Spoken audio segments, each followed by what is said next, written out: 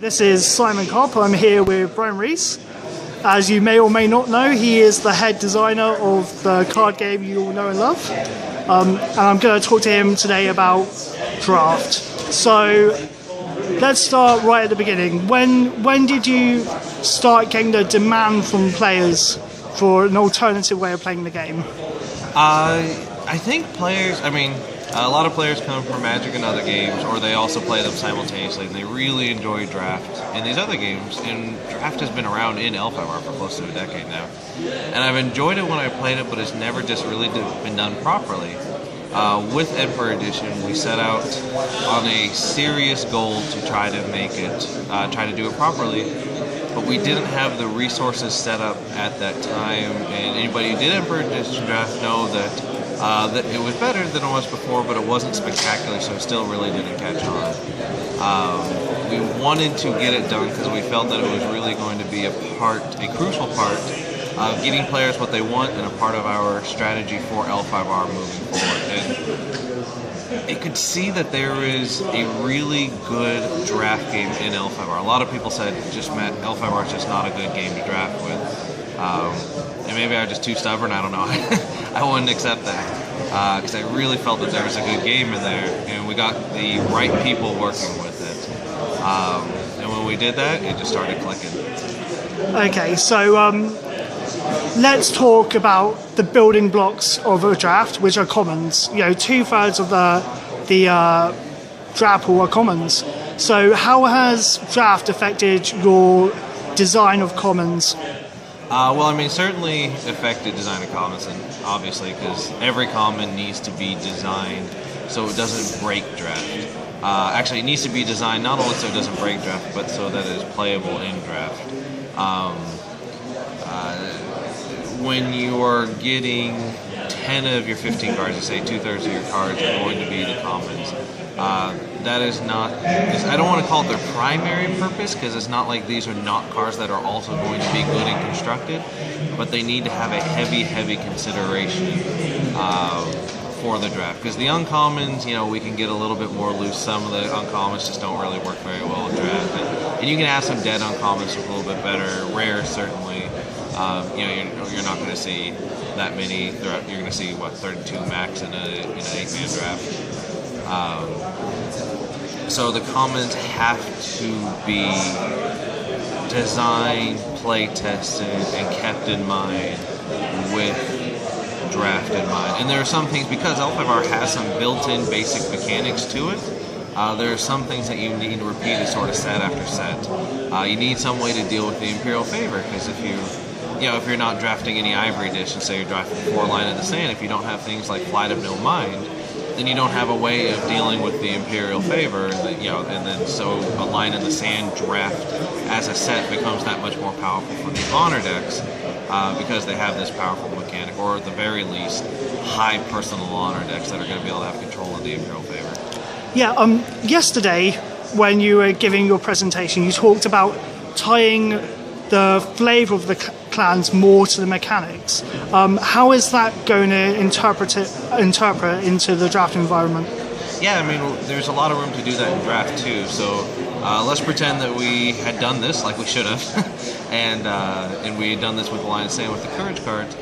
We could certainly have crabs who gain common crabs who get bigger as you do Courage cards, or not even necessarily get bigger, but resilient in some way. Maybe literally get the keyword resilient if you resolved a Courage card necessarily.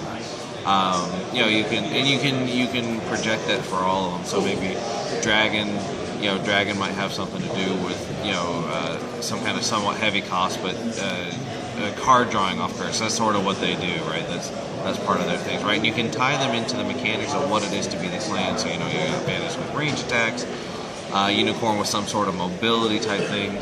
So when you resolve these Courage cards, you see how the different clans, Crane's gaining honor or whatever, how that clan sort of makes it their own. You know what I mean? And that way, when you're playing, when you're drafting a deck, if you draft Crab Lion, and you draft, and the next time you draft Lion Mantis, and the next time maybe Crab Mantis, you might just be doing scouts or something for all of those. but you get different experience because lions, they probably do something with aggression, with getting extra force on the attack or something like that. Where mantis is going to be much more shooty, crab's going to be much more resilient. So you have different experiences each time because it's tied into the crab, the clan mechanics. So in terms of development, what have you learned so far about the way you make draft? How do you think you've improved? We definitely learned a lot from where we got started. I think Ivory Edition is a fantastic set to draft with. I really enjoy it. But certainly, as you've seen with the line in the sand, we've worked on the self-contained keywords and holdings as one example, right? So you got the geisha houses, and you have the other section, which is the markers and ports. And we continue that throughout, and those can make really interesting draft decisions. Because if you're able, like I did a geisha deck when I was drafting for a line in the sands, and I was able to get all these geisha houses in, and then I was able to get the geishas, and I actually got Sachina Sensei as well, and it had fantastic synergy all within. And beyond that, it sort of goes to your question, like learning how to properly lay out the sheets to send to the printers is also a skill that we've been working on. So like one thing we noticed when we were drafting Ivory, like the sheets are sort of laid out, you notice that you'll get a spell right next to a Shingenja, that might be next to your Jimbo, that might be next to like a final sacrifice, right? And you sort of get this run of commons or uncommons that are all sort of synergistic, which is awesome. But what we also found is you'll get packs where you want like 6 or 7 cards out of them, and then you'll get another pack that's got a run that's, not at all what you're doing, right? So we're working on trying to keep the runs there, because obviously you want that synergy when you open up a pack. You want the scout right next to a scout strategy or something like that, but not have them quite be the length that they are, so you will get more packs that have 2 to 4 cards in them you want, and less packs that have 6, 7, 8 cards you want, or 0 cards that you want, or 1 or 2. Okay, I think we've talked about this a bit already with how flavors tie into mechanic. Where do you think the future of drafting lies in terms of design and development? Well, at this point right now, we're continuing to improve. One of the things I felt that we didn't hit well enough with Ivory Edition drafting is properly incentivizing you for drafting around a keyword such as Scout or Kensai or Yojimbo or whatever. In some cases, there's some absolutely fantastic cards, like Final Sacrifice is one that will make me want to draft Yojimbo every time because it's such a powerful card.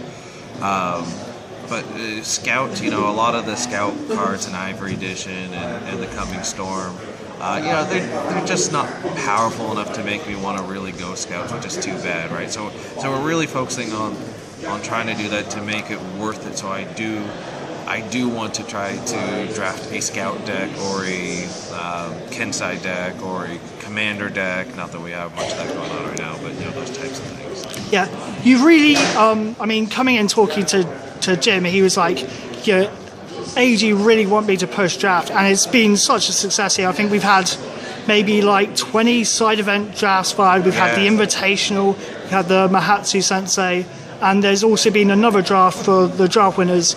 How pleased are you with how the community's responded? Really well. Like I always felt that there was a good draft game there, and if we got it right, the community would respond. Because the L5R community sort of never really picked up draft, never given it much of a chance, and sort of rightly so, right? Because we weren't doing it right. But I really felt that if it was done right, that it would indeed get picked up by the community. And I was just talking to Jim a few minutes ago, and he was talking about they just did the 20th draft. They've run out, so that's all that they're going to be able to do. And I'm sure if there's a demand for more, if they could supply more product to do it with.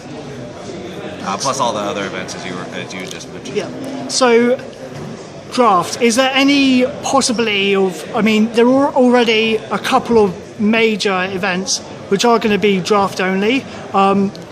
Is there a possibility of seeing mixed constructed draft events in the future? Is that a possibility? I definitely have been talking with Dan Deneen. He's our events tournament organizer. And I want to talk to him about integrating, or at least giving tournament organizers the option to integrate draft into their events, where maybe they start constructed and then they draft in the elimination round. It adds a whole new dynamic. It adds another level of skill set. It's a lot of fun, as you point out. It also gives clans that maybe aren't doing quite as well a shot at winning some of these events. So if we take this last Gotek season, for example, Spider, who obviously didn't do very well, Crab, who didn't do very well, but they were still able to make the cuts. So if you can get a good player who was able to make the cut with their Spider deck or whatever, and then get him in there with a good draft, his chances of winning that, and therefore the chances of Spider winning that event and Spider reaping the rewards for winning that event, go up. So I think there's a lot of good storyline possibilities for it, and I think there's also a lot to be learned or to be earned by at just the mechanical level, and just people enjoy it. Right, it adds another level of skills that really helps introduce, make sure that that the best player in multiple formats, so the most skilled players are winning these events.